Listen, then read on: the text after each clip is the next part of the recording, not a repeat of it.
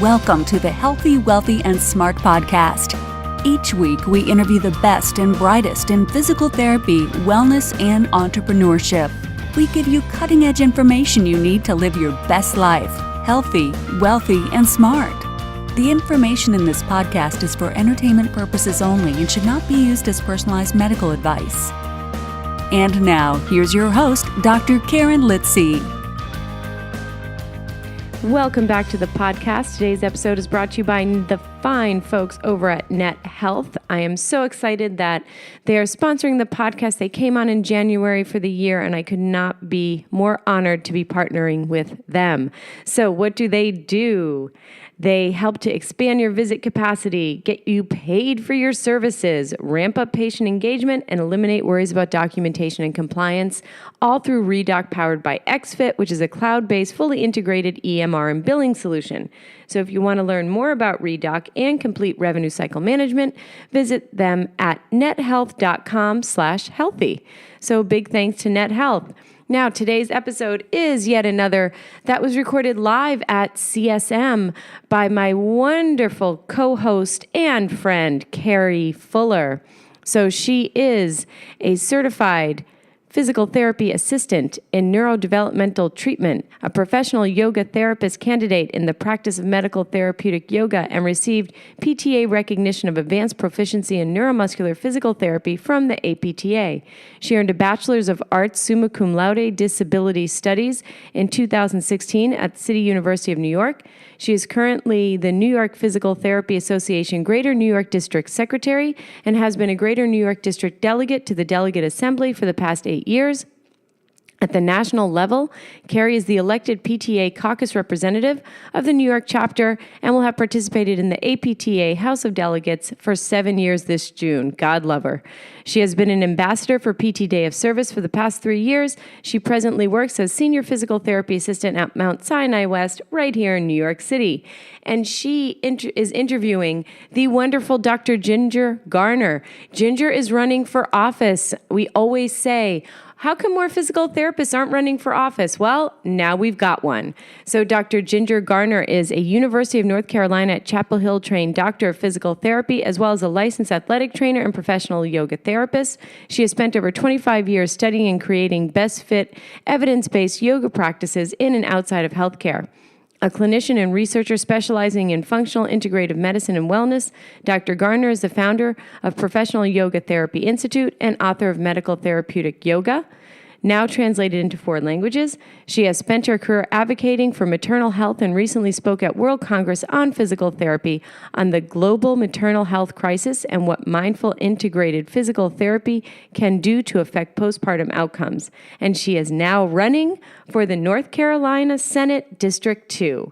So Carrie and Ginger speak about what it's like running for office. How did she do it? This is an inspirational episode, in my opinion, and hopefully it gets more people thinking, well, hey, maybe I can run for office in my state or my town or even nationally. So congratulations to Ginger Garner, and thank you, Carrie Fuller, for this great interview. Everyone, enjoy.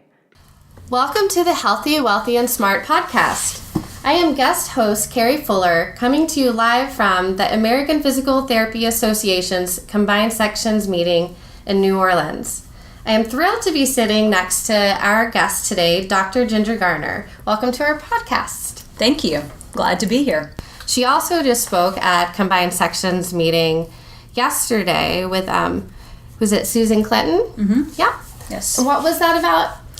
We were talking about the voice. Oh, yes. One of my favorite topics. That's right. Yeah, and especially in the city of New Orleans, where music is just part of the ether in the air. We talked about, or we posed the question, are you listening to your patients? What their voice reveals about dysfunction.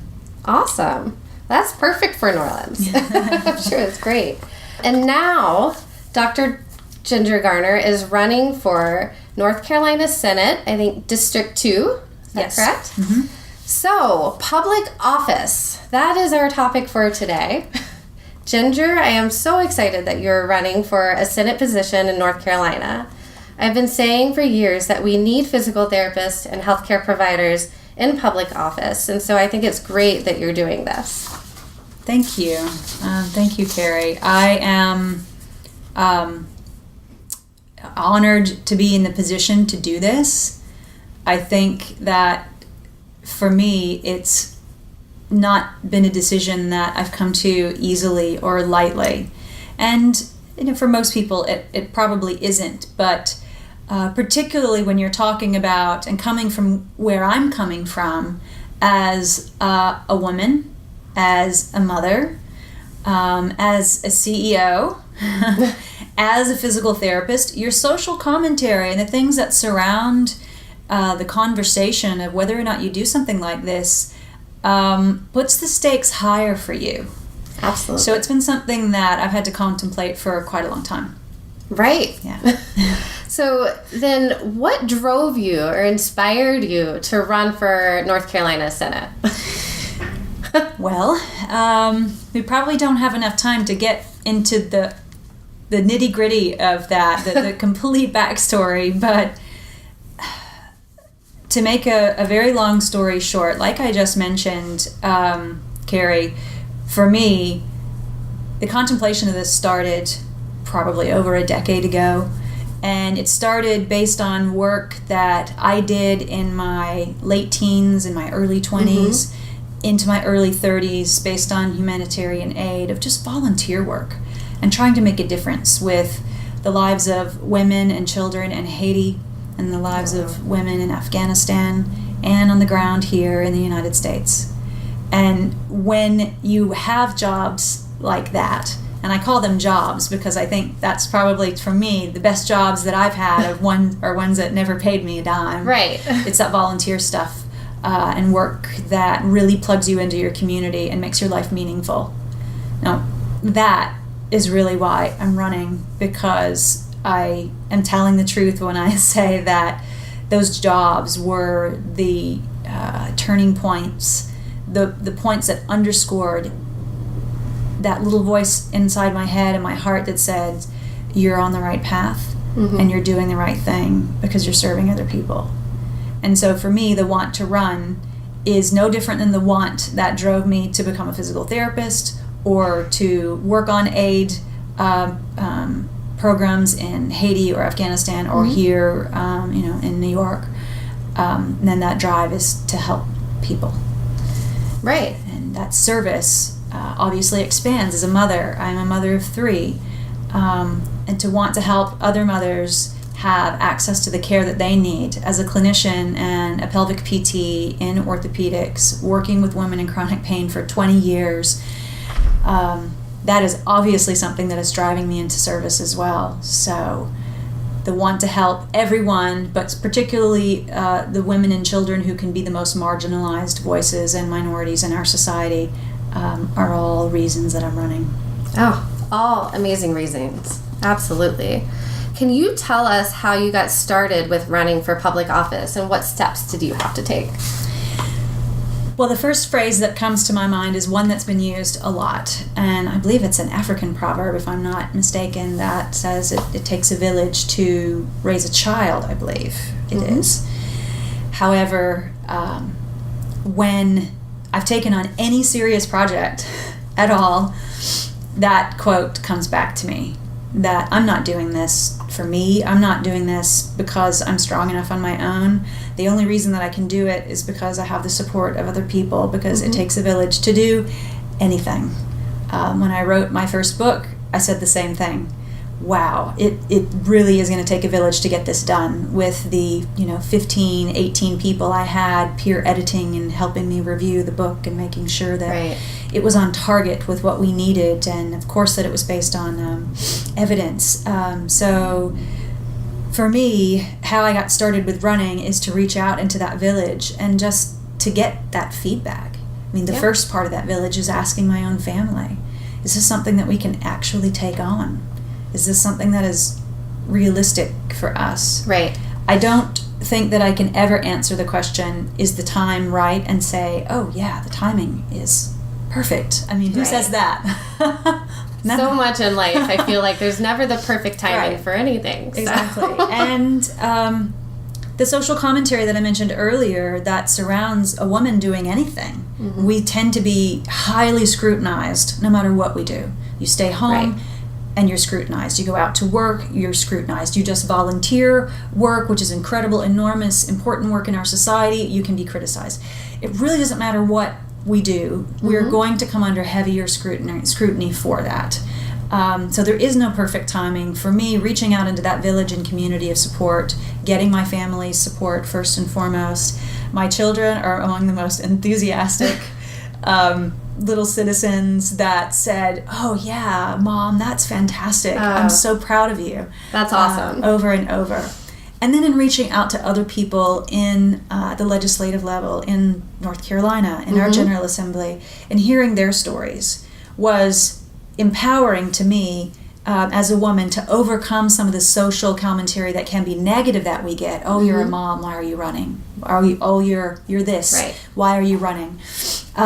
It helped me to overcome that negative commentary when I heard these stories where one of the senators that I spoke with said, do you know, in talking to every person who's ever run a campaign that's a parent, because it's a primary concern of mine, Right. Their children have never regretted seeing their parents run, win or lose. They've been so proud of their parents. And that is a legacy and an example, I think, that we can all stand to leave for our children, our nieces, our nephews, or everyone that we know, is to do good work and to realize that we can't accomplish any of it on our own. So getting started with running for public office and the steps that I needed to take for that started with reaching out to my own community, to reaching out to members of the General Assembly and other senators, people in the House of Representatives, and then to my own, tribe on the home front and saying, well, what do you think? And all of that feedback was overwhelmingly, yes. Oh, Not only great. can you do it, but we'll support you while doing it. And here I am. Nothing better than a great support system to carry you with that. Yeah.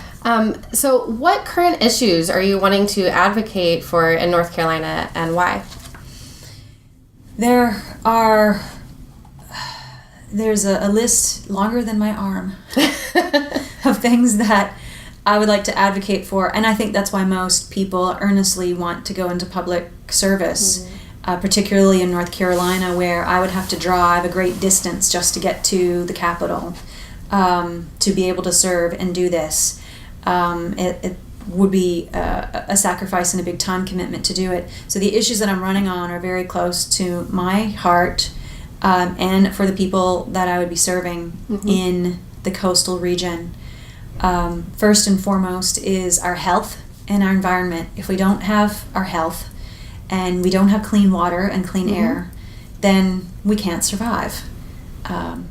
Nothing else matters beyond that. So the first things that I want to stand for are that we are opposed to and voting against offshore drilling and seismic blasting, that we're taking care of our citizens in the area, that we're improving their access to health care, and at the same time we're taking care of marine life, because marine life, we feed off of each other, and we want to support the way of life, and this goes for the entire eastern seaboard in the United States. We want to support the way of life that we have come to know and appreciate, whether that is a farmer being able to rotate crops and diminish the use of or use different methods of farming so that pesticides are not needed, where we can do a better job of taking care of everything large and small, as far as humans and animals. There's a more humane way that we can approach everything,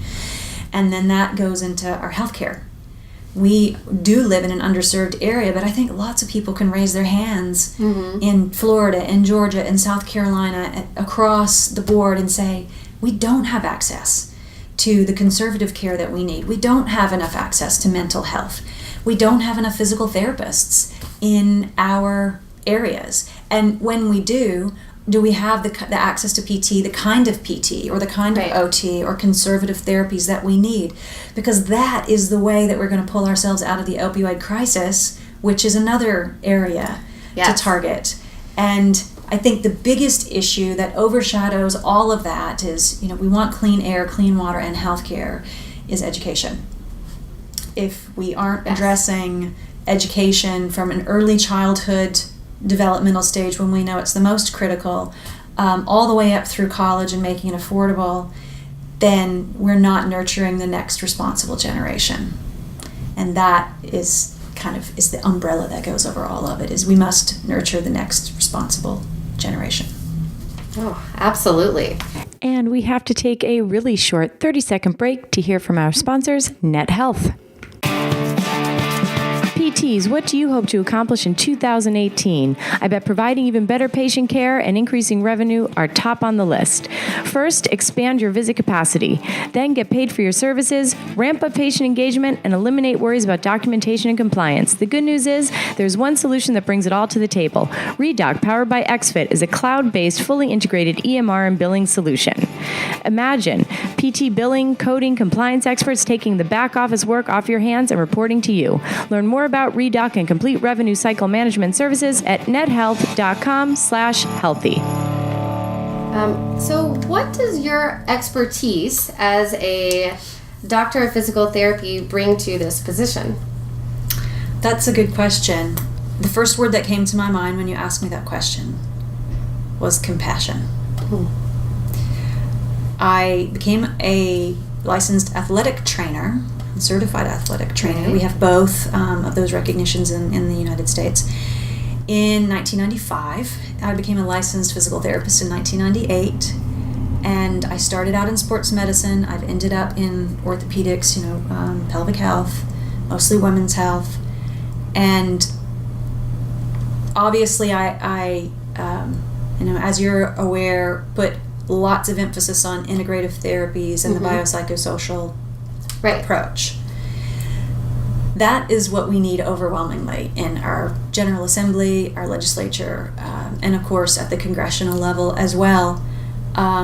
Just in talking to your neighbor, we need a level of compassion and a willingness to understand, a willingness to meet that person where they are, that we don't currently have in our education and discussions on policy. So I think overwhelmingly that is what is needed to be brought to the conversation, no matter what party you're a member of. The topics that I've mentioned are all nonpartisan. They're not. They shouldn't even be quote end of quote political in nature, because they are about the preservation of what we know and the improvement of humanity. So for me, being a physical therapist means I bring compassion and willingness to sit and understand. I've also done training with Dr. Rianne Eisler and her caring economics theory and campaign. And that is based on breaking down walls of dominator model, hierarchy, where one person is just absolutely right and the other person is just absolutely wrong. Where patriarchy has ruled unfettered and unchecked and has negated the other half of the population, that has considered feminine qualities of caring and compassion and nurturing to be somehow weak. And in fact, that's what will save us, is to demonstrate those qualities and to do it in circles of policy and discussions at a legislative level. So that's probably what I would say we need more of. We need more compassion and understanding. And that's what being a PT would bring. Absolutely.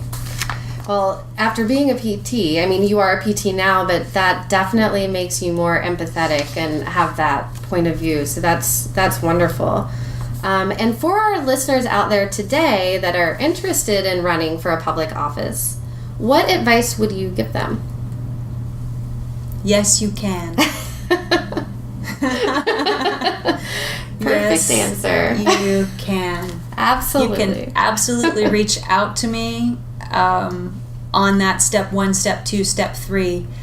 I fully intend to win in November, and I do look forward to being District 2's senator and overturning this seat so that we can have some compassionate, understanding conversations and move beyond just merely reaching across an aisle, but to create the wind of change that can move us forward in a way that we haven't before. So my advice would be, yes, you can. And if the quagmire of details becomes overwhelming, I'm navigating them now. So I'll be able to help you should you decide to run. Just get in contact with me, and I would be happy to put you in contact with other people so that we can create a village for success to support the next generation and encourage PTs out there and those who love PTs to run for office and make a difference. That is perfect. Is there a website or a social media platform where people can learn more about you and your campaign for North Carolina Senate? Absolutely. I would love to have your support in any manner possible. You can go to gingergarnernc.com, and I am on social media, Twitter, Instagram, and Facebook at gingergarnernc. I would love to have you reach out, send us an email, volunteer for the campaign, spread the word across social media, if you will, and if you can make a donation.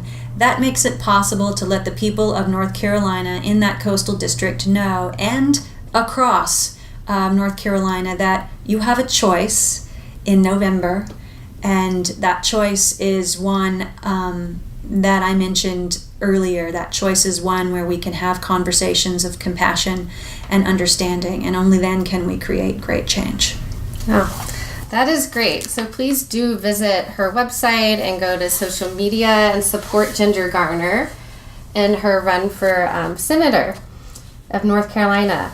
So thank you so much, Ginger. Thank you. Thank you so much for joining the podcast today. It was so great to have you. And also thank you for running for this position. I think it's really amazing, and it's something that North Carolina needs and our world needs, and the PT world needs also. We really need more of us in there, and healthcare providers in general. And like you said, we need more compassion in the government. So that's great. Thank you, Carrie. I couldn't have said it better myself. Oh, good. And thank you to the listeners today for joining the Healthy, Wealthy, and Smart podcast. And we hope you will join us again soon. So a huge thank you to Ginger and Carrie for that great episode. And like I said, hopefully now more people will run for office. And of course, a big thank you to our sponsor for today's episode, Net Health. So they are Redoc, powered by XFIT, a cloud-based, fully integrated EMR and billing solution. Plus, you can opt into completely outsourced billing services. That's the best way to optimize revenue. Imagine PT billing, coding, and compliance experts taking the back office work off your hands and reporting directly to you. Talk about a time saver. So to learn more about Redoc and complete revenue cycle management services, check them out at nethealth.com/healthy. Thank you for listening, and please subscribe to the podcast at podcast.healthywealthysmart.com. And don't forget to follow us on social media.